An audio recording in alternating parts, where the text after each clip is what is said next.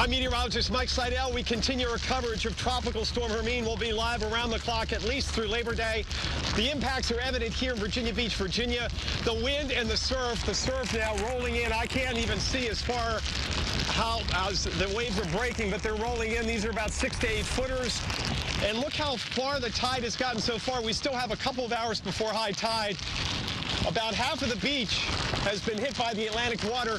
We're getting some wind erosion, and that's taking the sand from the north to the south. The winds are blowing northeast right now. They're sustained at about 35 to 40 miles an hour, and they're gusting upwards of 50 miles an hour. We can take a look at the sand down here.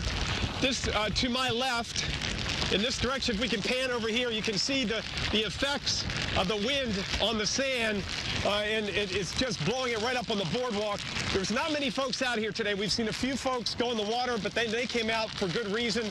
And we've seen some joggers trying to get there. There was a mile marathon today. They canceled, or jog, they canceled that. But the Rock and Roll Half Marathon is on for tomorrow.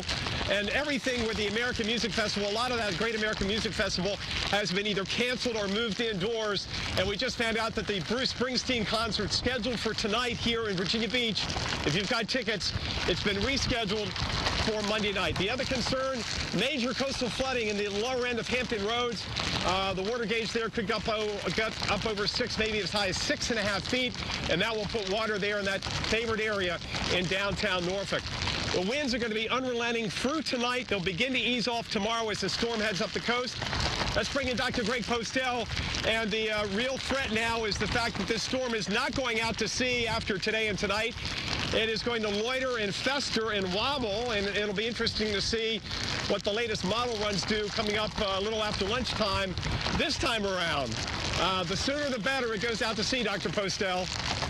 Yeah, thanks, Mike Seidel. You're exactly right. Right now, it is moving fairly quickly to the east-northeast, away from the North Carolina coast. But we do expect in the next 24 to 36 hours it to radically slow down and meander across parts of the western Atlantic, close to the coast, and bring the bad weather with it. Right now, across parts of Virginia, we're seeing an onshore wind of 36 miles per hour, gusting to 47 at Virginia Beach. So bad conditions there. The tide is increasing. The storm surge is likely increasing in these regions as well. And for that, the discussion on the storm surge, I want to bring in Dr. Rick Knabb, the director of the National Hurricane Center.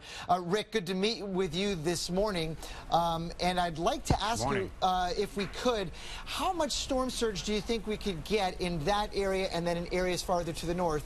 And then how can people at home use the wonderful product that you've developed this year to help keep them safe?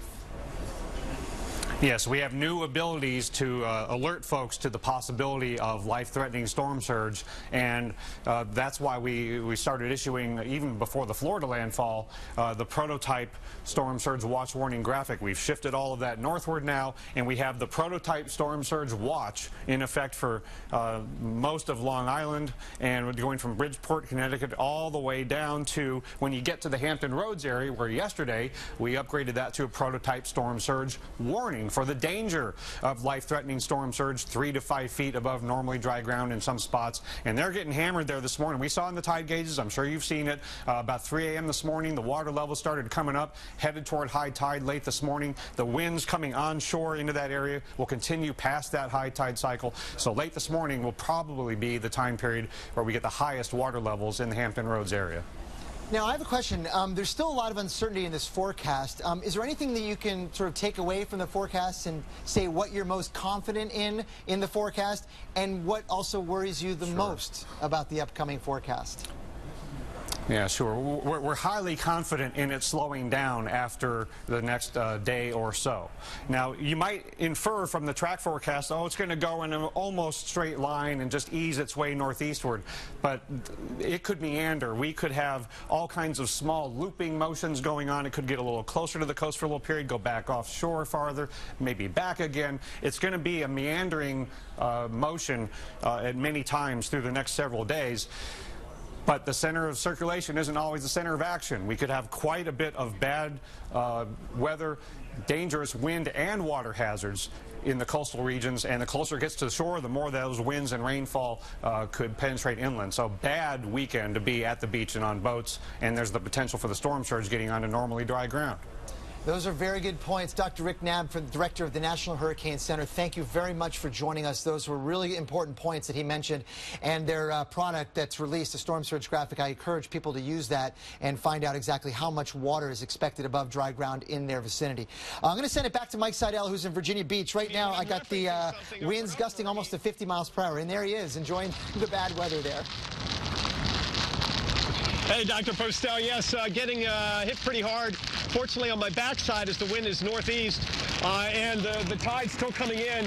If we pan down towards the pier, it's hard to even see the pier. It's only about 5 or 6 blocks away, but the visibility is down for the rain. But on the radar, you can see that we're just about out of the heavy rain. And then it's just all about the wind and the beach issues, the whole litany we have, the erosion, the high surf, rip currents, and also the risk of some major coastal flooding, the downtown Norfolk area, that area that always gets hit hard, not only at high tide this morning, but also at high tide later on tonight around midnight. Dr. Postel? Hey, Mike, have you seen the conditions along the beach deteriorate significantly this morning as the winds have increased? It looks like the wave action is really bad. Looks like you've got like 15-foot waves on the horizon that break a little bit, but really bringing the water up close to the beach there. Well, it's kind of hard to see. If you've seen it here in the surf, it's kind of hard to see how far out the waves are breaking because the visibility is so low between the wind and the sea spray and the foam, but they're breaking this, out beyond my visibility, and they're rolling in. These look about like 6 to 8 footers what I see out there, and then they just roll right up to the beach. And again, about half of the expanse of the beach, the width of the beach, has been hit by the Atlantic, but we're not seeing any big cuts in the beach as far as erosion, but I'm sure we're losing some sand. Dr. Postel? Yeah, thanks, Mike. You're getting winds of about 40 to 50 miles per hour right there, but I think the conditions are going to get better. And let me show you that as we advance the forecast here. I think everybody at home wants to see the movement of Hermine out to sea. You can